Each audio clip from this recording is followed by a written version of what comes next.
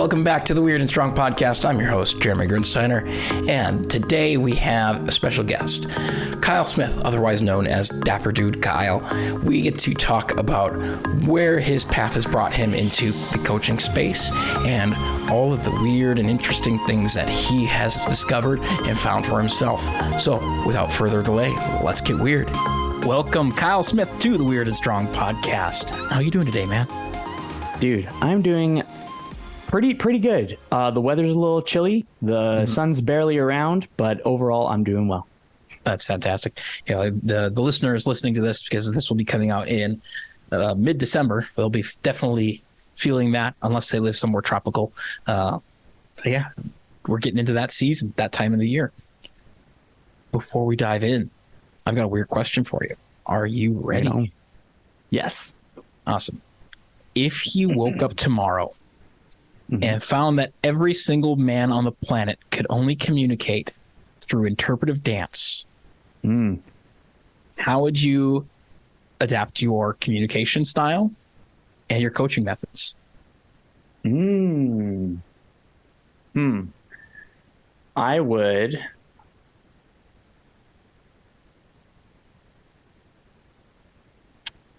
That's a great question. That's a fun one. That's a strange one. Yeah.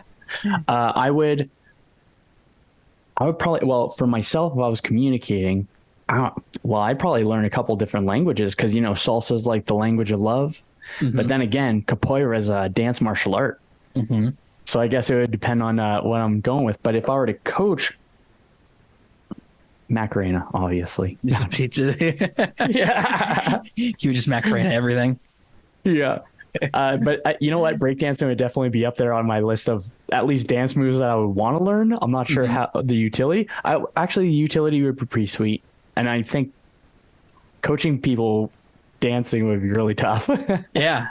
It might be something to try at some point, or like just like a fun exercise. We'll get a room of coaches together and we'll coach each other only using interpretive dance. What's the worst that can happen? Has anyone asked you what your answer is to that? No, you're the first person I've asked this question to. So. I would love to know what yours is. I would dive in. I did study a bit of dance in my day, so I do have a little bit of background to be to not just wiggle and try to figure it out. Not that the structure or anything matters all that much, but a bit of physical awareness and people who come out of the fitness space, which you are from that world as well. We tend to have some body awareness that helps with a lot of that too. So having some dance background helps with that too.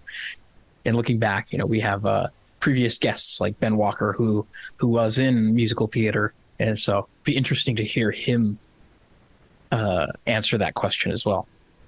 Nice. Do you switch up the questions for the guests? I do. Yes. Oh, nice. Cool. So, sometimes they're a repeat, but most of the time there's something a bit new. And yeah. So something else that we talk about quite a bit on this podcast is in the ways that people show up unconventionally. What are their strengths?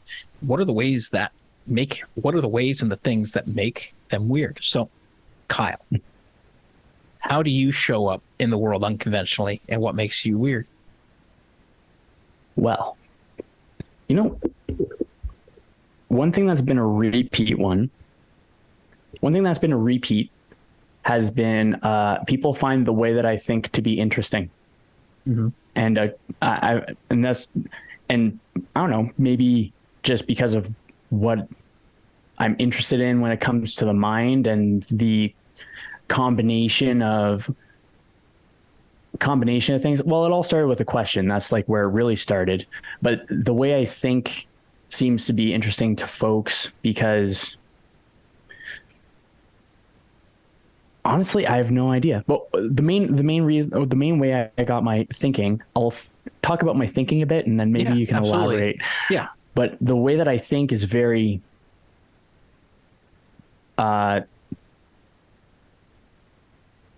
it's very it has I try to create or try to find myself and the way I think is also a reflection of my state of being as well. Mm-hmm. So I try to think and be in a state where it's energy neutrality. Okay. So it's I really like thinking in this expansiveness. Like the mind does not have any limitations to the thoughts that we can have or the possibilities that we can conjure up. It's interesting because we understand the rules of the world around us, like our reality that we experience. And I think and I believe that people are taught what to think rather than how to think. Mm-hmm. And that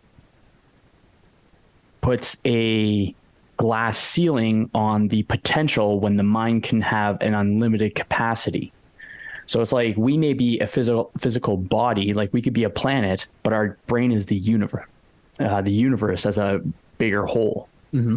And the way that I think is, I don't know, it just breaks things down to the simplest component, because I think overcomplicating things is simple. Mm-hmm. And people are really good at overcomplicating things, but when we actually reverse it and pull back, we can simplify things down to the smallest part. And in my opinion, the main reason we don't try to simplify things that could be seemingly difficult is because we do not want to address the truth of that simplicity, because then it makes it easier for us to feel shame and guilt for not living and being and interacting in alignment with that. So there's that resistance to trying to simplify things, because we don't want to simplify things so much so that we actually have to do the things that we talk about doing. Yeah. So to summarize and maybe paraphrase some of the things that you're talking about, looking at, let's say perhaps the person is having a very tough time in either making a decision or trying to find a way forward, feeling really stuck in their life, feeling like they're really lost. And they have these thoughts that they feel stuck on, and it's swirling around. And you're saying that because we're trying to constrain and control of what we can control of that simplicity looks like, that when we take that step back, we can actually see it for whatever the easy or simple step forward would be to get us out of that. Is that totally? We go from a place of perception to a place of perspective. Mm-hmm. So we go from being in it to being over it. Yeah, absolutely. That's a great paraphrase. Thank you. I on a personal experience, like seeing this happen for myself many times over my life, but even recently, I was struggling with this idea. I was struggling, trying to figure out a solution to a problem. And, it's like, there's that, a phrase that I've used over and over again is this idea of the tyranny of the urgent. Like, it has to be done right now, and I have to get it done. I have to solve this puzzle by Friday, because there's timelines and there's things on the line, there's skin in the game, whatever you want to call it. Mm-hmm. And creating that external pressure for ourselves. And then the moment that I was able to step to the side and let that go, then the solution came and presented itself in a new way. So for you, as you've discovered this, is this something that was really natural to you that you just did on your own? Was there some sort of a path that you came to start to find and see this way of thinking for yourself that others find so interesting? I think there was a series of things for sure. Mm-hmm. I really dig a lot of philosophy. Yeah. I like researching all sorts of cultures, all sorts of different religions, all sorts of different forms of spirituality, all different sorts of psychedelics. Mm-hmm. So there's a collection of things that have certainly contributed to my thinking process overall. Mm-hmm. But if I were to put 2 points in time where they're the most significant, one would be The World's Toughest Mudder in 2016. And that one was because I really pushed push the body. So after that point, I came up with the philosophy that in order to build up the mind, we got to break down the body in a sense, because when we are not working in alignment with our thoughts, with our brain and our body, then they're out of alignment. So the way I look at it is that it's the head, the heart, and the intuition, the human consciousness, the animal consciousness, and the higher consciousness. So I break it down to that kind of a thought process.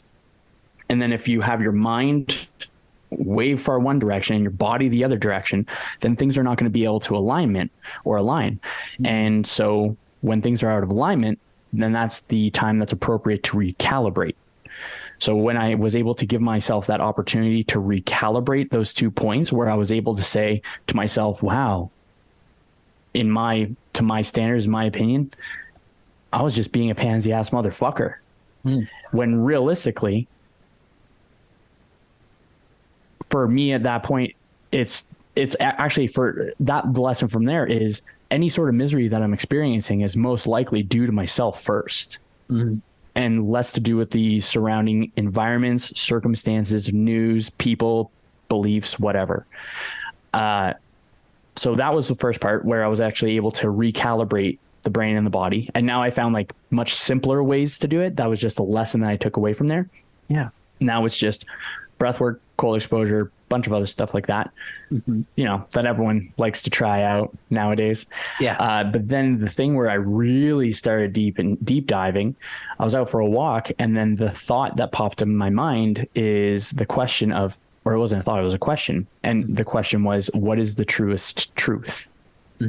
And I was pretty intrigued by that. And then I created a framework in order to figure out what that would be. So my framework would be, it has to be unbiased. So I have to have it so that it's not just subjectively my existence and my reality, where this truest truth would be the truest truth. It had to be the closest thing to a truest truth that I can come up with, or that I can learn about and then integrate. So I had to think of it from that unbiased standpoint. I have to separate myself from it. And then I had to also realize that, and that over time, things I've been learning has just made it's simpler now. But what I've been figuring out is that there's just, all of us can embody dualities at each point. So we can have happiness and we can have anger, or we can have happiness and we can have sorrow. We can have rage and we can have love. And one thing that I learned through this point is that the truest truth would be energy neutral. It wouldn't be one or the other. It's kind of like, it wouldn't be one or the other. There would have to be a neutrality into it, because a true truth has to fit all sort of categories. So it takes up a couple of little spots. And I have for the most part, I am very unbiased for a lot of things, other than like two things where I have a hard line on. Maybe two things where I have a hard line on. And from there, it's just organizing the brain, creating mental frameworks, and then teaching myself how to organize the brain so that it could be more effective and efficient and have more utility. And the thing that's kind of neat with it is folks that have neurodivergent thinking can resonate with it. And I think that many folks that have, and I've not been tested for it or anything like that, but I think that many folks, I definitely hit the qualifications though for the certification of ADHD. But I think that most folks that have the most struggles with ADHD are trying to learn how to handle their mind by people that don't process as quickly.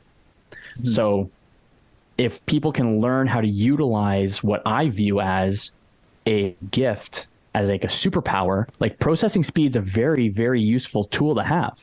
If we can actually harness that processing speed and then be able to keep everything constructive, then we can go with it, because focus is a muscle. And we have just, especially in like 1990 and up, most folks that struggle with focus have allowed their focus to atrophy rather than train it and strengthen it. So then, it's just kind of breaking things down from there. But it was a question of the truest truth that really got things going.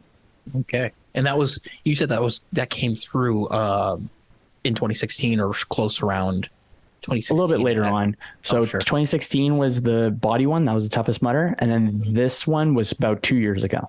Okay. Yeah.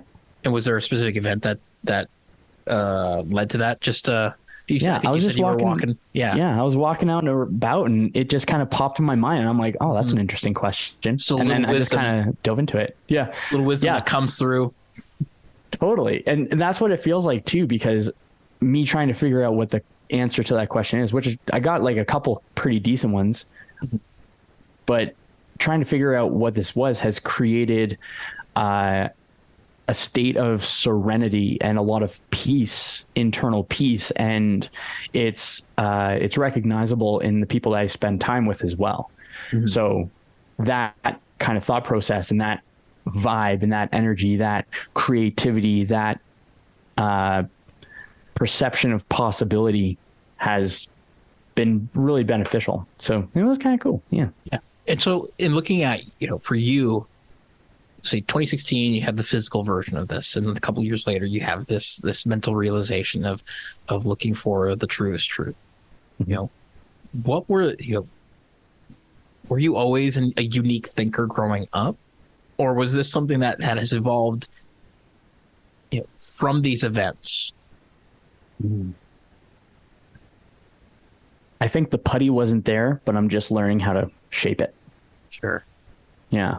Yeah. Like the marble block was there. It's kind of like when Michelangelo did the statue of David, someone was like, "How did you see it? How did you see the statue of David?" Mm-hmm. And he said something along the lines of, the statue, or David was already in there. I just had to remove the rest. Mm-hmm. And so it's kind of like that. It's a process of elimination and refinement. Yeah. Yeah. And what's that adventure been like for you? What have been the notable stops on that adventure for you towards this? One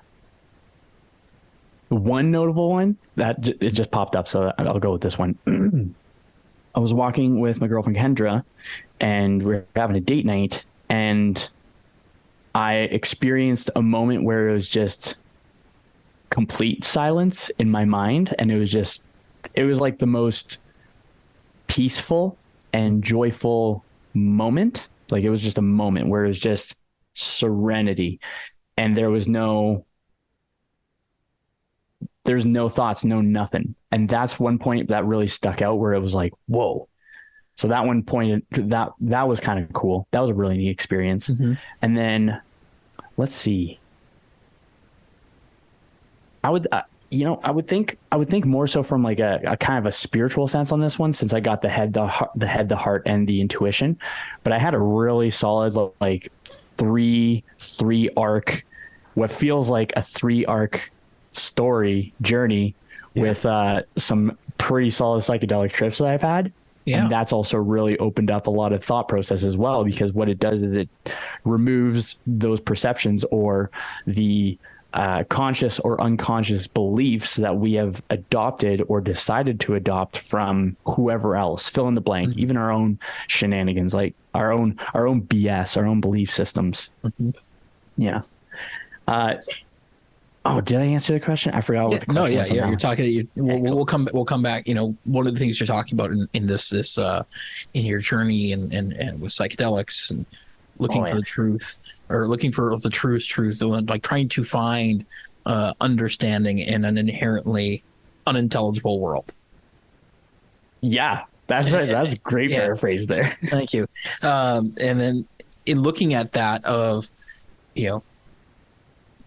do you have moments now where you look back and you thought you had it figured out, you thought you knew what the truth was, and then that changes and you realize that perhaps you understood only a facet, or maybe you completely misunderstood how has that process been for you?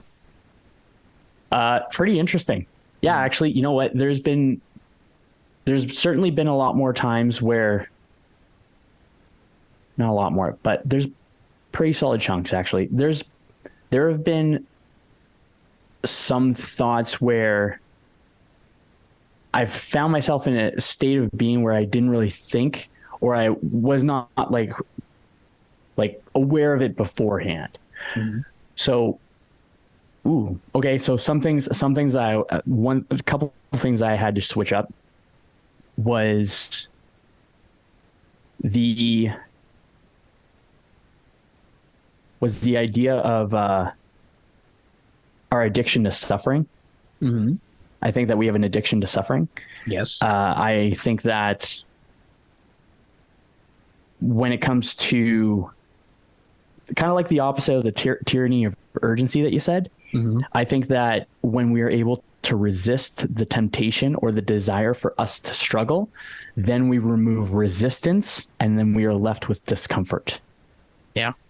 So that was one thing that I definitely had to go with is like, oh, you mean I'm the one that's resisting the things that I got to do in order to get to where I want to go, which everyone does it. And still to this day, I do too. Mm-hmm. And it's just having the thing that's different is having the awareness and then acting in alignment with that awareness rather than trying to fight that awareness. Yeah. Because that just leads to a whole host of troubles. Mm-hmm. So that was one thing where it's like, oh, it's actually a part of the human condition to understand suffering and to struggle. And we are in a cognitive and we're in an evolutionary misalignment between what we are capable of or what we are programmed for, which is survival and everything. And then our environment in the North Americas, at least, is very abundant. Mm-hmm. And so I had to learn that, or I had to relearn how to behave in a place that I am not programmed for. Mm-hmm. And so by being able to do that, I actually work now with the sweet spot where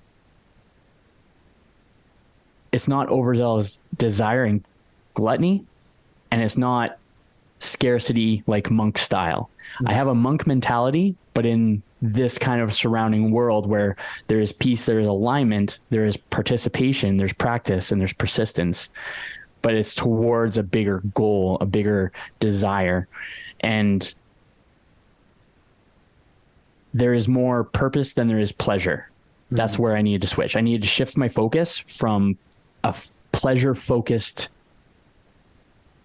civilization to a purpose-driven decision.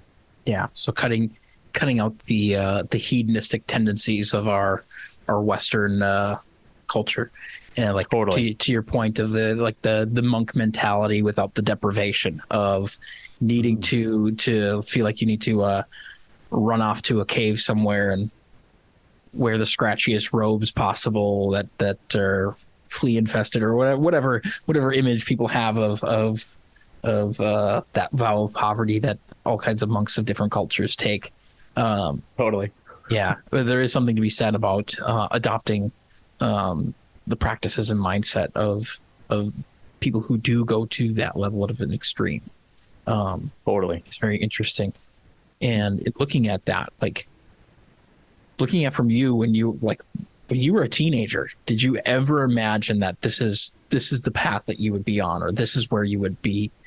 Not necessarily today exactly, but is this a path that you would ever envisioned for yourself of being somebody who's hopping on a podcast and talking about the power of the mind and where we are from a species point and culture, evolutionary, and needing to find a way to react to what does our biology say versus where we think we should be as a species?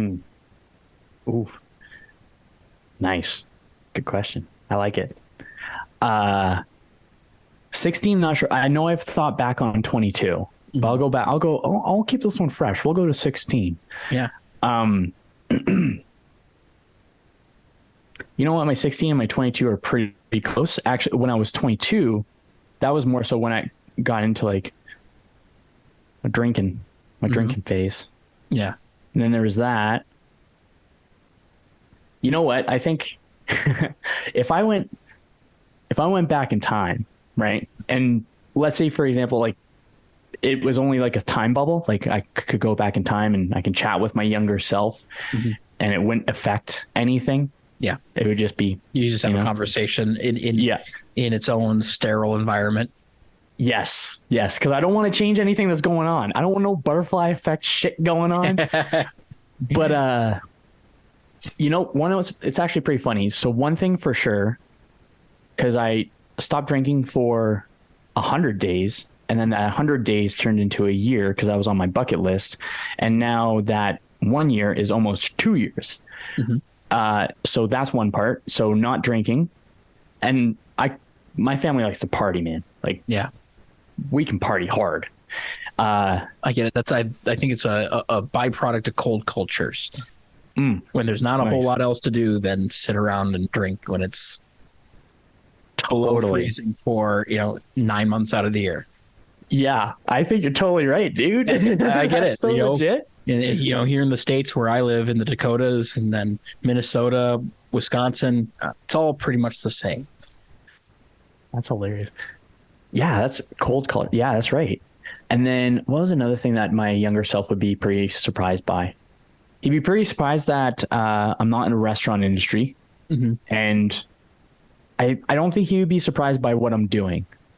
Because I got a pretty young start when it came to fitness overall. Like, my dad was infant. I remember like being like 6, 7 years old doing push-ups with him in the living room of my grandparents' place.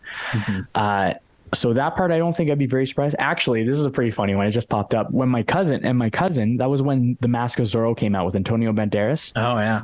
And when Anthony Hopkins, the original Zorro, he's training Antonio Banderas, and he's doing like planks or push-ups over top of the fire or the candles and stuff. Yep. I legit did that with one of my cousins.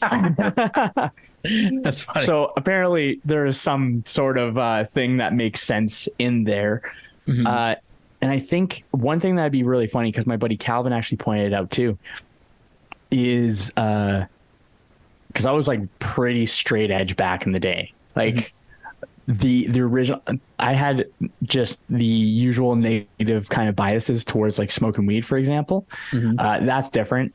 That's significantly different. Yeah. I'm much more of a partaker of the can of weeds than the drinking. Than the can of beers. Yeah, dude, they're actually pretty fucking good too. Yeah. And that one would probably be one where it would be like, he would probably be like, "Oh, you fucking stoner," and I'd be like, "Bro, I'm more useful than you've ever been," which kind of is a weird thing to say, but Yeah. just how you will be. Yeah. It's interesting, in looking at that, the more straight edge self, the getting into fitness, is it, in looking back, are you surprised that you ended up where you are? For the fitness part, not so much. For the fitness part, not so much. That's one thing I think I was where luck comes in, is I was lucky enough to just happen to have a parent that was into it. Same with my mom too. Like, she likes to keep herself active as well, walks all the time.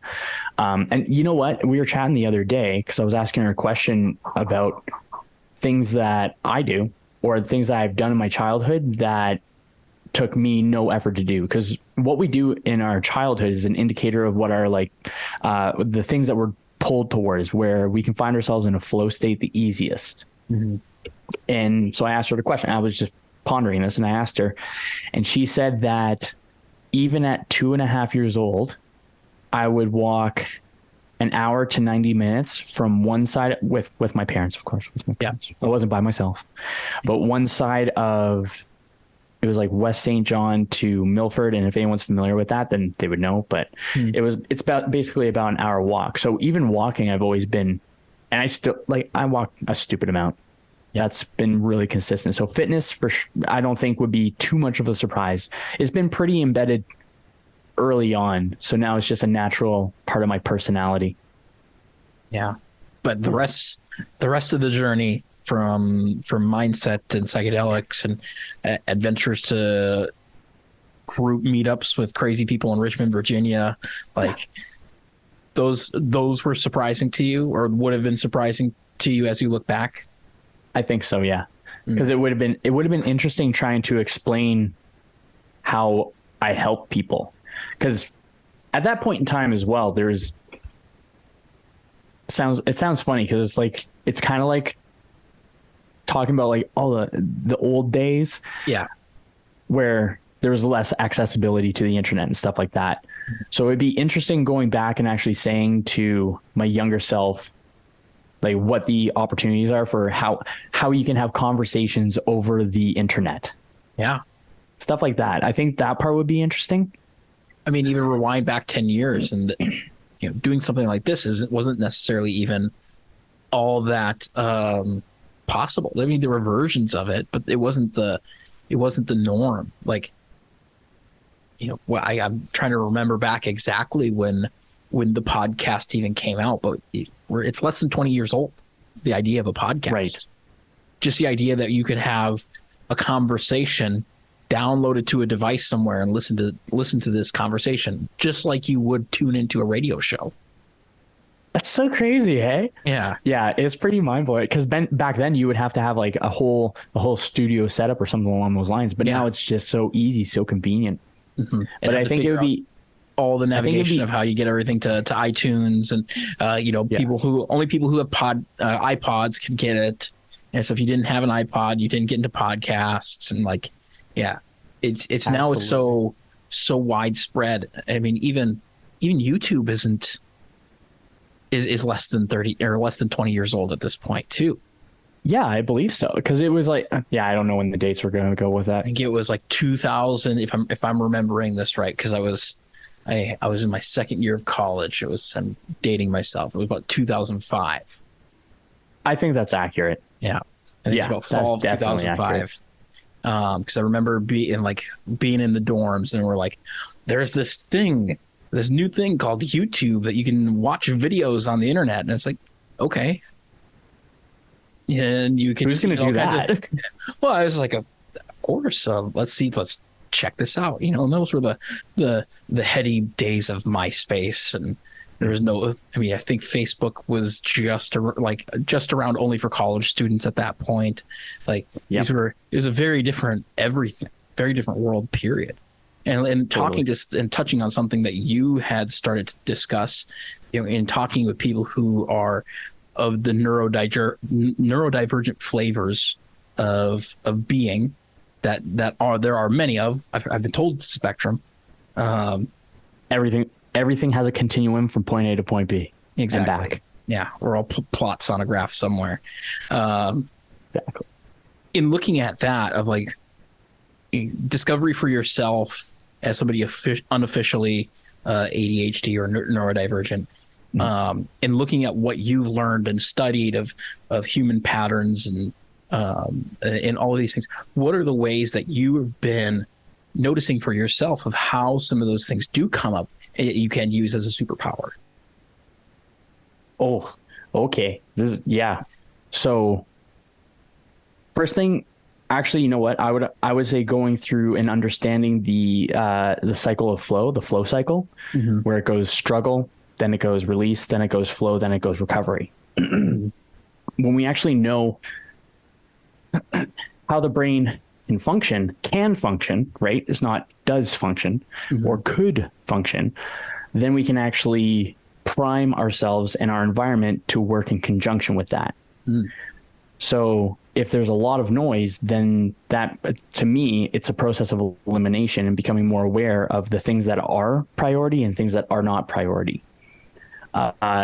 One thing that I think is the most important thing for every human being to learn, and I believe every human being does, I think that this is one of my universal truths or my truest truth things, is that a consistent thing that everyone learns at some point in their time, and it could be at the age of 10 and it could be on someone's deathbed, but it is the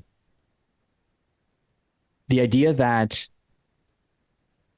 everyone has to like you, or everyone has to get along with you, or that an individual has to change who they are in order to be around a group of other people. And the thing is that I think that we are pulled towards groups of individuals, even if they're unsavory, because we have not talked about the relationships within the self.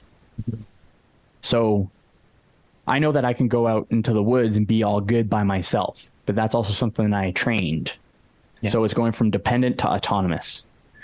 I think from a neurodivergent standpoint, this is a cool way of putting it. So to understand the continuum, here we go. Yeah. Okay, this is going to be probably a sweet tangent. But if we think of a continuum, a lot of folks find that, or that I chat with, that have ADHD or have a neurodivergence, they find themselves seeing that as a limiter.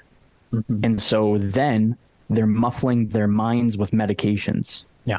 So they're trying to be normal when in all reality, people should be thinking faster. Because in my opinion, the way that we think is in alignment with the speed of our environment that is evolving. We physically may not be able to evolve very much, but like I was talking about before, we don't have an ethereal boundary mm-hmm. of space in our mind. We do have space. Like if we have a whole bunch of thoughts and if we have 60,000 thoughts per day and 40,000 of them are on repeat, then we got to clean up what those repeats are. Yeah. So I think cleaning up the clutter is always very important, but I think when we have the ability to have neurodivergent thinking, that creates an environment with more effective and efficient problem solving. Mm-hmm. So why is it more effective and efficient? Well, let's look at the opposite. There's convergent thinking. Convergent thinking is one problem to one solution, while divergent thinking is one problem, multiple routes to the same solution. Or even a many-to-many relationship. Exactly. Yeah. Exactly. So it's a much more networked and interwoven perspective versus a if then this. Yes. Mm-hmm. Yes.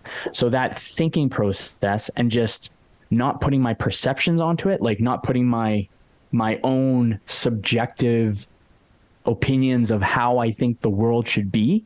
Mm-hmm. I'm aiming to make sure I don't put that, or I aim to make sure that not too much of that noise seeps into what I believe to be my truest thoughts. Mm-hmm. Because it's our conscious, it's our human being that's going to get in the way of what we can actually do. Mm-hmm. So if those little lingers, little things like, you can't do that, it's like, mm-hmm. why the fuck not? Yeah. And so it's being able to basically counter and debate with your own internal thoughts, your own internal dialogue. And the way I like to put it is, if a thought or a part of dialogue comes up, I ask myself if this is a non-functioning or a functioning opinion. Mm. And then from there, I can actually break it down even further. Yeah. I was just reminded of this. I believe even just this morning, I was doing a little trip down memory lane of some digital communities that I was a part of. And, I've thought about this often. This is a tangent before I get to the thing. Go for it. At some point, I feel like we're going to have like digital archaeologists that are like uncovering the layers of all the things and of the culture and like looking. We don't have all of MySpace anymore. We lost a big portion of those servers, but like things that are still online. There are some websites that are still from the early 90s that are still online as they were not changed. We have things like the Wayback Machine archive, the Internet Archive, being able to take a look at what did a website look like? What was the content like back in 2000? And like, I feel like we're going to have, just like we have archaeologists in the dirt scraping through and digging through, I feel like we're going to have that in our digital footprint, especially as we get more and more connected. Rant or tangent over. As I was doing that for myself, playing a little bit of personal digital archaeologist, I was reminded of a thought of one of my coaches from probably about 6 years ago now, maybe 7. And one of the things that she had brought up was, how many questions do you ask yourself a day internally in your mind? Ooh, how many of those do you actually answer? That's a good one. I don't know exactly how many questions I would go through in a day, but I know that I don't answer a majority of them. Yeah. And so it's like, what if you took a day and it wrote down every time a question popped into your head? This could be an exercise. I've thought about this, and I've like, okay, I get the lesson. I was like, I feel like there's a challenge here for yourself, myself, and the listeners of take a day and dedicate, have a pad, a notebook, whatever you need to, your notes app on your phone, and every time you start to come up with a question in your head, write that question down and see how many of those you can actually answer. Be interesting to see. That's a neat thought experiment.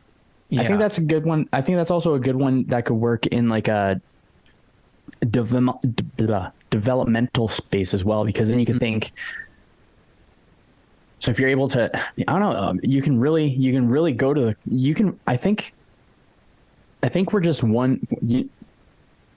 I'm just blubbering over myself. It's all good. I think that with that thought, write down every question and actually answer them.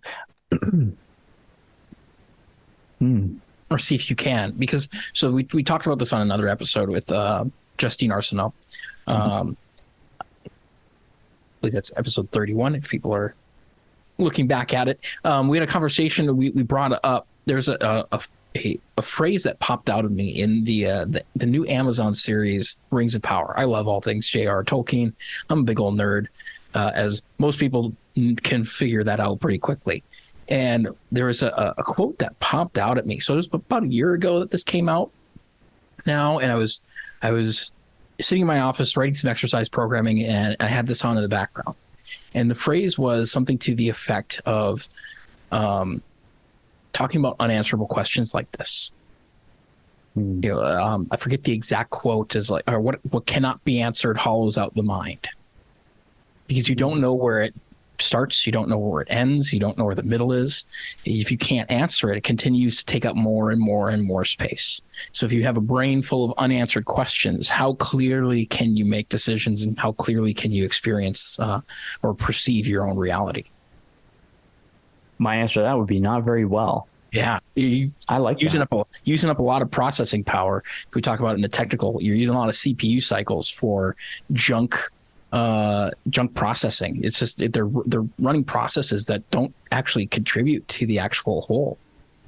Totally. And it's like, and if it's a repeat question, and if the question has not had the time to be answered, then it's just a question that's going to be taking up space the whole time until it's either answered or rejected.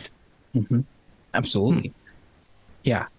There's so many ways that you can look at that out, like as a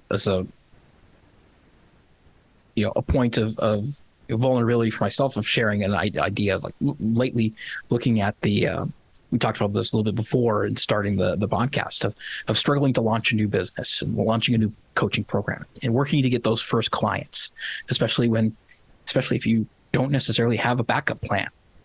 And in taking a look at that, of all the questions that start to come up with the fear that surrounds that of, oh, what if I fail? What if I don't make it? What if I don't get those first clients? What if I give up? What if I have to go and ask my parents for money, or I have to ask others for help? Like, again, those are all questions that until you actually ask them, they have no answer. Very cool. And so then it creates I'm using that as my personal example of that, of, and I'm coming to this as we're talking about this, of a bit of enlightenment or wisdom, whatever you want to call it. The intuitive universe is just pumping knowledge into your brain. Yes. I mean, that happens so often at this podcast at this point, of where I go, well, even if nobody else listens to this episode, I got what I needed out of it. It's in a bit of a self-serving or selfish way of, oh, I saw something that I actually needed here. And who knows? Again, this is going to go into the archive of the internet somewhere, and who knows? Somebody 1,000 years from now may uncover this conversation and go, what the hell were they on about? Yeah. Yeah. Totally. Yeah, I think that's cool, man. And so for you, in in thinking through this of this idea of questioning and having all of this extra space, do you have any personal practices or things that you use in your coaching practice to help people who may be stuck in this torrent of overwhelm or stuck in this tornado of questions that they can't seem to answer? That's a good one. Journaling for sure. And I switched up journaling to be known as spellbinding. It's a little bit cooler. Yeah. So it's the binder is full of spells. I'm sure you're familiar with where that inspired. Inspired from. But I think my process for it is pretty simple, where it's just gaining awareness of the thoughts, period. So I like to do or I like to have it where it's an energy awareness of what goes throughout the day. So when we can look at our energy, and if it's going up or if it's going down, usually there's something that started or a thought that got that process going. So let's say it's the simplest parts where when we're thinking in a place of abundance, even just thinking in a place of abundance, we're going to behave more abundantly. If we're thinking in a place of scarcity, we're going to behave more scarce. And in that, it's just the thoughts that we have on repeat that we just need to become more aware of. And then not only, you know what, it's coming up with the thoughts, or being aware of the thoughts, being aware of the repeat thoughts, understanding where that thought came from, whether we came up to it ourselves or we adopted it from someone else, which is more so the case. There's very few times where it's like an original thought. And I don't know what that saying is, but it's, I forget what it was. It had to do with the Stoic philosopher, but everyone, now I'm going to butcher it. I'm going to switch it up, but it's all good. After the self-awareness, then it's going through and figuring out where it came from. So it's like, I can't do this. Well, who told you that? Yeah. Well, it was my grade 2 teacher that said I was in the dumb class. Okay, so does that mean that you're incapable of writing? No. What evidence is there to prove that you've written? Well, I've written a couple cool things. Okay, so that is a non-functioning opinion. It is incorrect, and you have the evidence to back it up. So then that way people get to relieve themselves of the burden of carrying that conversation. They just relieve it. It's just gone. It's just gone. Yeah. And then that way, when we can clear those things out, you can actually recognize it in people's demeanor. You can see them like lighten up, where they're thinking in a much more constructive way. And I don't even think it like, people don't have to think in a positive or negative way. It's thinking in a constructive way that I think is the approach that I prefer the most. And then after figuring out where those things came from, make peace with those things, or make peace with those adopted opinions. And then from there, figuring out, okay, so these are the rest of the opinions. Are they functioning, non-functioning? And then separating those. And then another thing as well is being able to switch the non-functioning opinion to a functioning opinion. So I like to call it like transmuting it. You transmute from non-functioning to functioning. And that creates more space as well, because it's kind of like music. So if we all have frequencies, and if one thought produces one frequency, and we have another thought that produces another frequency, and another thought that produces another frequency, then that's going to be a mishmash, but not in a good way. Not in a good way, like a really erratic kind of thing. Yeah, you get something that's really dissonant versus exactly harmonious. But if we get all of our thoughts going, we get harmonious. Yes, we get harmonious, and when we have that harmony, then that's good. But before all of that, we have to make the decision to do so. So if we don't make a decision to do so, then we're still creatures of whim rather than beings of will. I like that.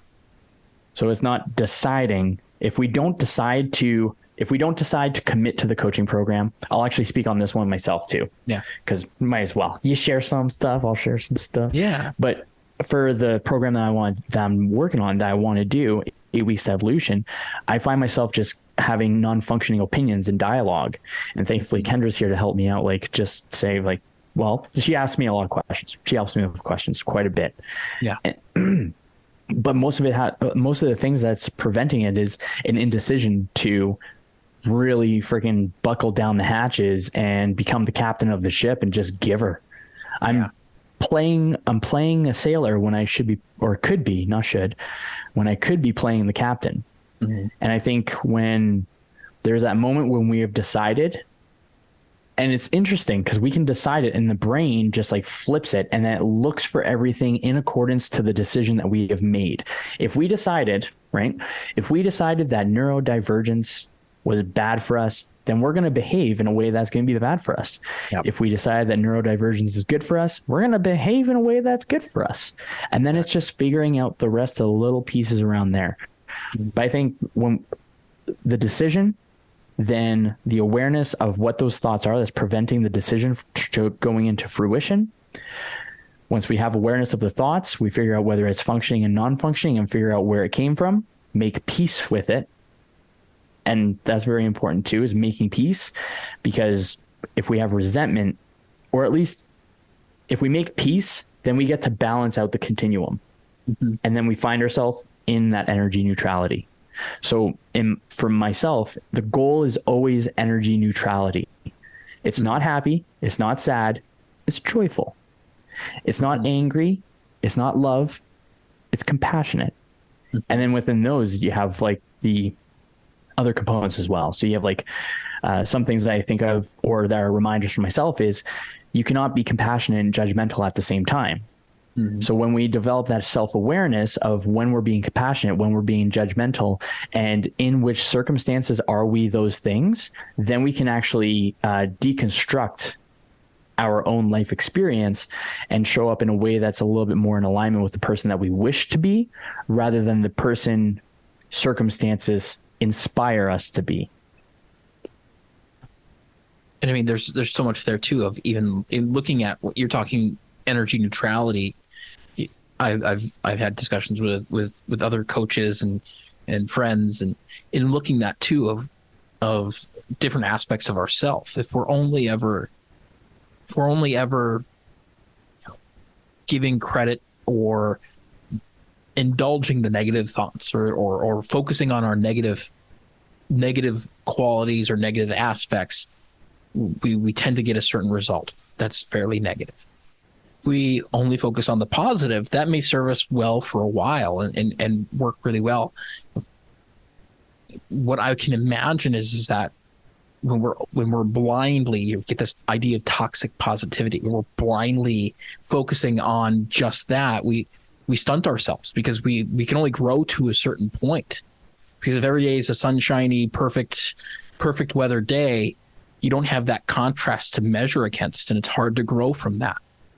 Exactly. Whereas we can look at both sides. We can look at the whole version of ourselves and become really integrated into that of using and embracing the negative components of ourselves. So we talked early in the before we hit record, of this idea of fear and excitement of starting a business and being an entrepreneur and getting on that path of, some days it balances 51% to 49%, and it swings back and forth, and those 2% change can make it feel like it's the biggest swells in the ocean, if we're still on the nautical theme.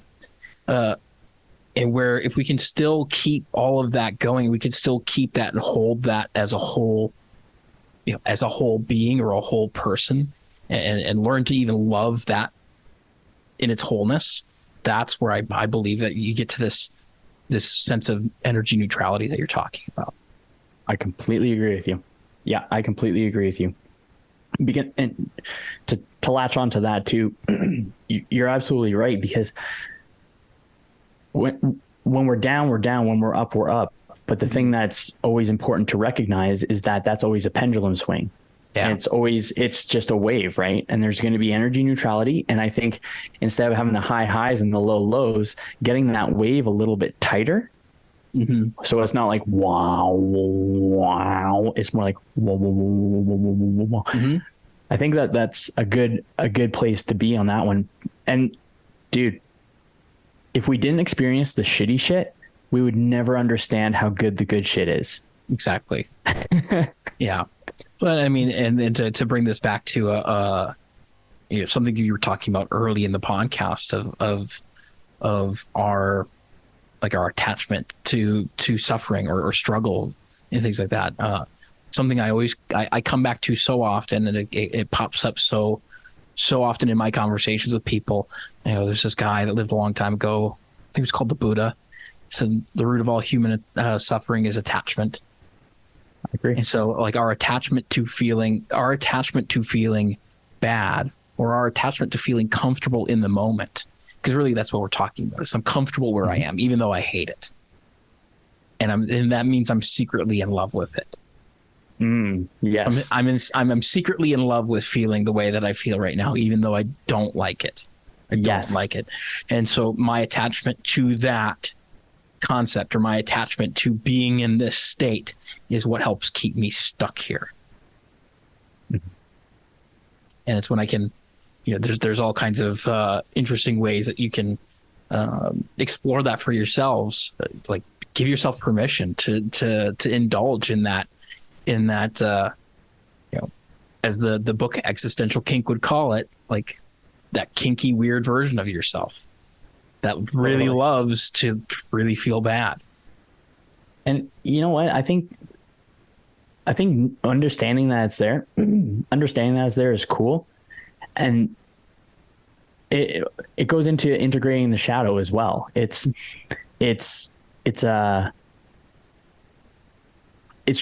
understanding that is a part of you, but it is not you. And there may be parts that we look at ourselves and we're like not the most fond of, but we also have the opportunity to look at those things with more love and more compassion in order to achieve that sense of wholeness. I think wholeness is probably the main thing that I really like, is wholeness and quality well-being. And yeah, man, dude, attachment can really fuck you. It can mess you up real good, because that's what it is. We're attached, whatever we're, I bet you know what, if we looked at the things that create the most suffering in our existence, it's probably the stuff that we're most attached to.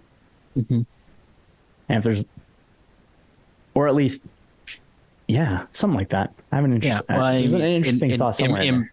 In branching that into it, so much of it is we think of attachment as maybe a relationship, some things, a job, a situation.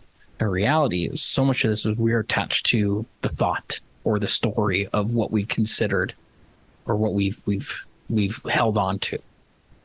And so in reality if we have something to something you talked about of viewing yourself as somebody neurodivergent or with ADHD, viewing it as negative or a positive, either way, you're right, because whatever you perceive your reality to be, and then you become attached to that story that you've told yourself of, have being a conjugate of is.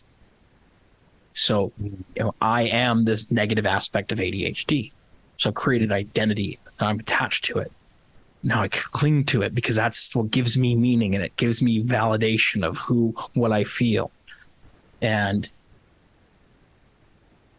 there are many deep things there that I believe that people can explore, that it is definitely strange. It is definitely not, when we are so consumed with the day-to-day, with what can be possibly popping up on news media, social media, our email inboxes, our messaging services. We're so connected, and we're so easily distracted through all of this that it pulls us away from that ability for that introspection to actually explore those things. And even to your point of the shadow of like, this is a version, this is still, it's not you and it is you. It's a part of you. And it's, why is it here? Why is it showing up? What does it actually need? What is it actually providing me? And how do I find that answer for myself of what do I actually need in this moment? What's the direction forward? Rather than trying to get all cerebral and try to think your way out of a problem that, again, maybe you're just asking the wrong questions. You got questions swirling in your mind and you're asking the wrong ones, or you're not directing them at the right person. Yeah. Version of yourself. Yeah. I like that. I think that's the perfect opportunity to be able to write down all the questions and actually answer them. Exactly. To come back to our hypothetical challenge for everybody to write down all the questions in one day.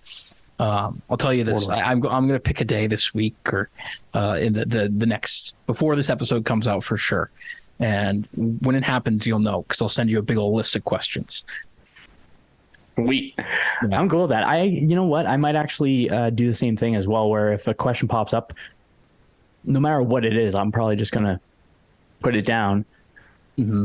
So that way I can just have a little bit more awareness. Because this is another thing too, is that with the questions that are popping up, we can actually like put them pen to paper so that they're out of our mind. Yeah. And then I think that I believe something that's cool that comes along with that is, because if we're looking at the words, right? I like to think of words, or the way I explain the words we speak, are like the ethereal macronutrients of our minds. Mm-hmm. So just like our body, carbs, fats, and protein, our brain uses the words that we feed it. Mm-hmm. And the reality we experience is a reflection of the foods that we've eaten. Interesting. Yeah. Yeah. I'm gonna keep that one to knock around in the old brain for a while, because that one is an interesting again, it's your thoughts are the diet for your brain versus it's the food your brain eats. Yeah, man. Yeah. And in your thinking centers in that regard. Yeah, it's super cool. You talked about this a few times, and other guests have talked about this. I've likely talked about it as well. This idea of awareness, like in looking at awareness as a tool for self-development. What's the what is we talk about it very often in our communities and whatnot, but what do you, like, for you in your practice as a coach or for yourself, what has the increasing amount of awareness, how has that actually served you going forward into continuing to develop yourself? How has developing awareness served me? How has awareness served me?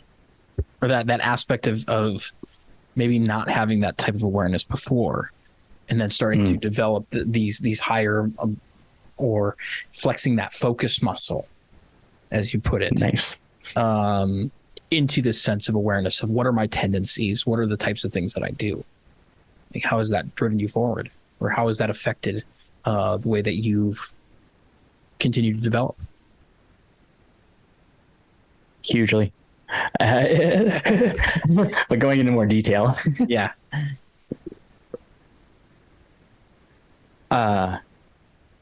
We cannot change the trajectory without some degree of awareness. Mm-hmm. And I say change the trajectory because I think some folks will say, I want to fix this. Yeah. Well, you're not exactly broken. You just went down a trajectory that is not exactly in alignment with the person that you want to be. Awareness comes in and it's like, oh, I can actually pivot this trajectory. So there's not like a fixing of anything. It's just a readjusting of priorities. Mm-hmm. So awareness helped with that. Priorities. It actually created a place where, or an internal dialogue of, where is it that I have awareness?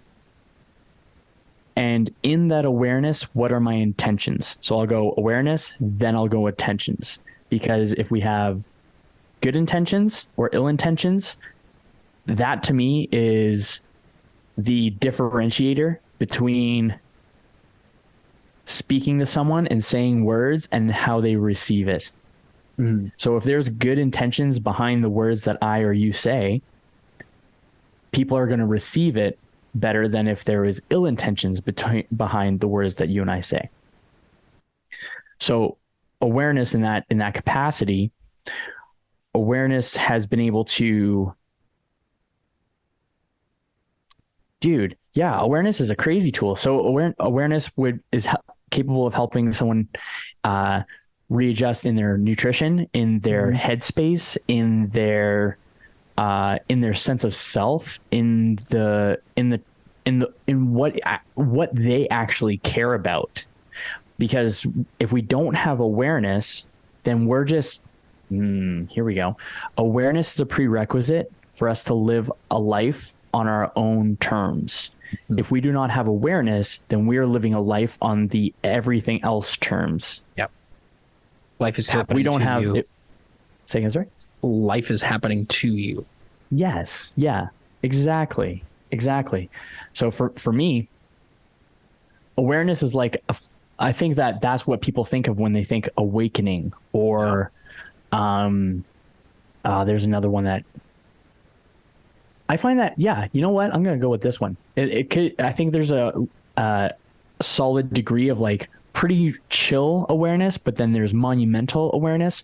And I think that from the base to the highest point, awareness is all freaking awesome because we're able to transcend ourselves the more aware we become of ourselves. And I think that, awareness is a prerequisite to us transcending who we believe ourselves to be into becoming another version, and then another version, and then another version. Because one thing I know for sure, at least for myself, is the more aware I become of myself and of what is the truest truth, or of other individuals or other things, the less I actually know.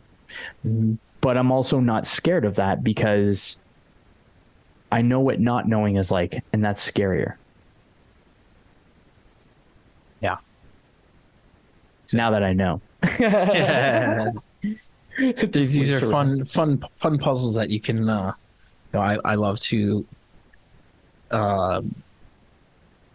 it sounds silly on the surface, but people who get it for sure.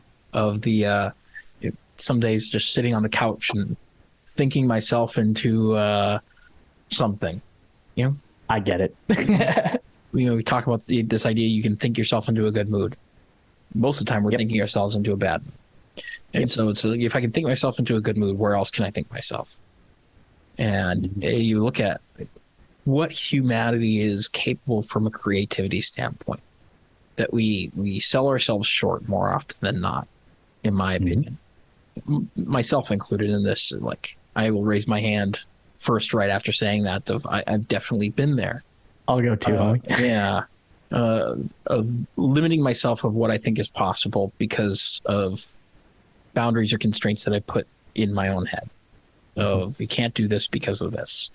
And so being able to flex all of that thought processing, especially if you are a little bit on the run a little hotter on the brain resources side of as a neurodivergent, that it truly can be something that's a superpower beyond what you could ever imagine. Totally.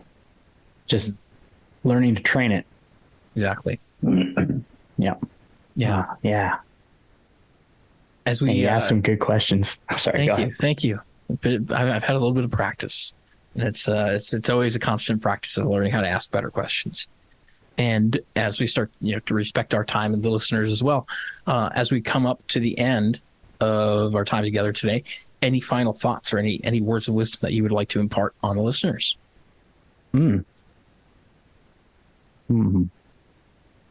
Yes. Here we go. Be sure to keep up the kindness. And even when times don't seem the most kind, you can still keep up that kindness, and at least you're going to feel good at the end of the day. Brad. Yeah. Yeah, I love that. I know you mentioned you were building a program. What would you like to promote, make the listeners aware of? How can they get, if they're interested in learning more, how can they get in contact with you? Sweet. The program, well, to get in contact with me, Instagram's the easiest. Dapper Dude Kyle. One of the best Instagram handles I've heard in a long time. I put it there as like now, yeah. I put it there as like a characterization of an individual that I wish to become. Like it's a manifestation kind of thing, but it's slowly becoming a little bit of a nickname. I think more people call me Dapper Dude Kyle than not. Yeah. But well, not too many, but it's pretty sweet. But yeah, that would be where to find me. That's the easiest place to find me. And then my program is 8 Weeks to Evolution. It is a physical and mental fitness program. And the reason why I say fitness and not health is because health only encompasses one half of the duality of health and illness. And if we're only paying attention to health and we're not paying attention to fitness as a whole, then we have a biased approach. I would like to have a mindful, soulful, physical balance of energy neutrality where they're still working hard, of course. But yeah, it's 8 weeks, nutrition, journaling, narrative architecture, and nutrition. Oh wait, no, I already said nutrition. Working out in the gym. And it's actually for folks that would want to do, like, if they like 90 minutes in the gym per week, the idea is small input with higher intensity, but mostly resting and recovery as a priority. So that's pretty cool, man. Yeah. And so as this comes out, if you're interested in learning more about that, get in contact with Kyle. We'll have information about that, on how you can learn more and get in contact with him in the show notes. Thank you so much, Kyle. Thank you so much for being here. And thank you so much for the rad conversation. And thank you so much for just being you. I appreciate it so much. Thanks, man. I appreciate it. Yeah. And I appreciate you. Well, thank you. Thank you. And a much appreciation to you, the listeners, for listening to this awesome conversation, just like many others. And until next time, stay strong, folks. And most importantly, stay weird.